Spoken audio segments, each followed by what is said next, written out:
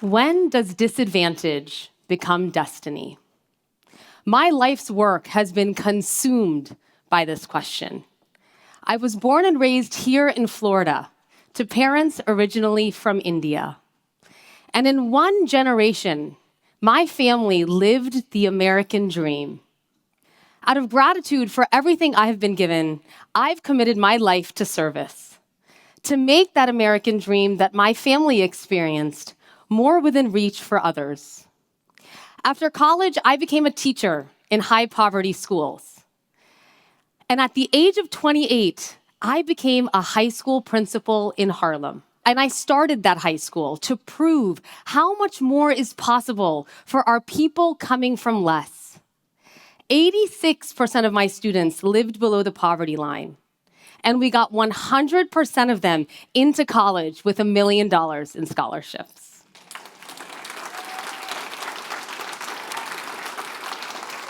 My time in schools convinced me of the power of a great school to change a child's life at any age.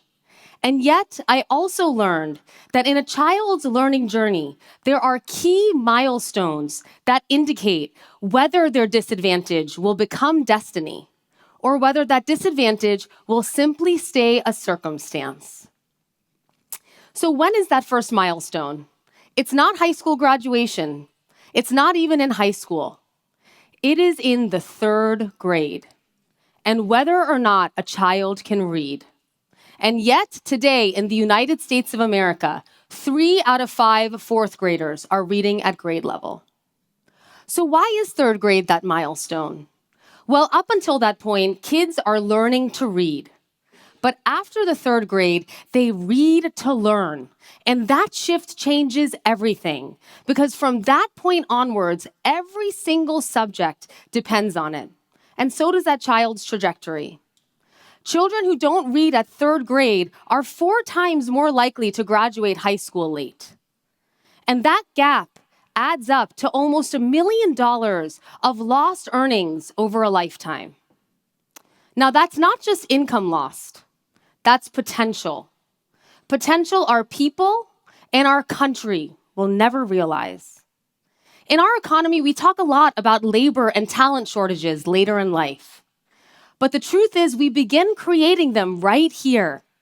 So if you want to know how our country is doing, don't just look at the markets. Look at who is reading by age 8. And better yet, who isn't. We started a high school to prove that disadvantage did not need to determine destiny, to be a counterpoint to the fact that in this country, 4 out of 5 children who are born into poverty will stay there as adults. And I'm so proud of where my students are today. They are engineers, they are nonprofit leaders, and they are teachers themselves. Benjamin, who woke up at 3:30 a.m. every morning to commute to school, is now a tax associate at one of the country's leading firms. Michael, who was a skilled student and had the neatest handwriting I had ever seen, is now a reading teacher himself. They did the hard work, but we cheered them along the way. I had a new student one year named Lazaro. I remember welcoming him at the front door and shaking his hand and saying, "Good morning, Lazaro." He went home and told his mom, "Mom, they know my name there. I matter." My life is undoubtedly richer because of my students, but our country is too. Now, I think most people in this room can agree that helping our young people succeed from every single walk of life is morally right. But it's also economically smart. Our communities are safer.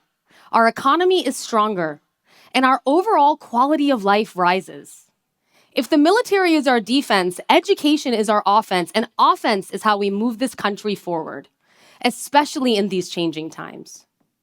So many of us spend time right now asking what skills the next generation will need in this evolving world. What will become obsolete? What will still matter? The need to read, to truly understand, to think, is not going anywhere. And in fact, if anything, it only becomes more critical. Because in a world where machines can generate answers, the true advantage belongs to those who can ask the harder questions, who understand complexity, and who can decide what is true, just like Benji, just like Michael, and just like Lazaro. Our world is changing, but the need to read is not. So how do we make it a true national priority to ensure every 8-year-old can read? Because 2 out of 5 children are behind, not because they cannot learn, but because we have not built a society that ensures they do.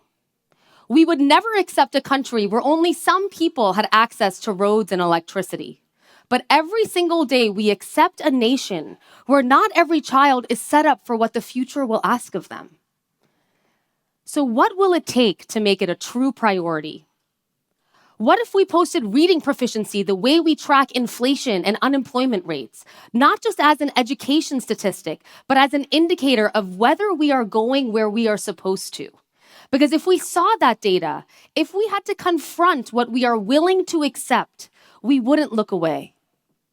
What if serving as a reading tutor was as common as serving on a jury? And what if great reading teachers, and dare I say it, all great teachers, were among the most respected professionals in this country?